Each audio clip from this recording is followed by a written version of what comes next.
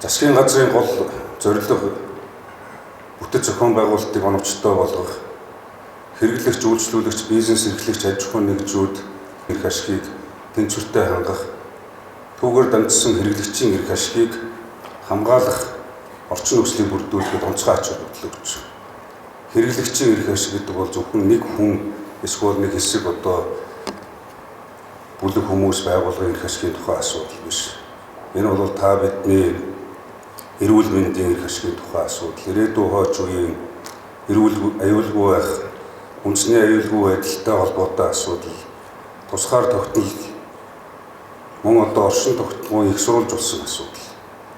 Тийм учраас засгийн газрын энэ асуудлыг хариуцсан мэргэжлийн хаалт стандарт хэмжих зүүн газар хэрэглэгчийн эрхийг хамгаалах шударга өсөлтөд хэрэглэгчийн төлөө газрыг хариуцж байгаа шадар сайдын хувьд бас энэ асуудал дээр онцгой анхаарал хандуулж байгаа. Засгийн газар энэ тал дээр эрс ирэмжлэх реформыг хийхээр ажиллаж байгааг та бүхэн мэдж байна. Бидний хөгжлийн хэмжүүр шалгуур бол стандарт.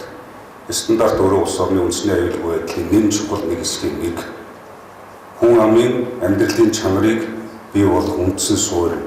Тэр энэ хяналт стандарт хэрэглэгч гэдэг энэ толгойн 3 жил шиг бүтэц зогтолцоог илүү дугуйн хатан бөгөөд цаг үетэйгээ нийцүүлж өөрчилж шинжилж бүгдээрээ шин шатанд гарч гаяа гэж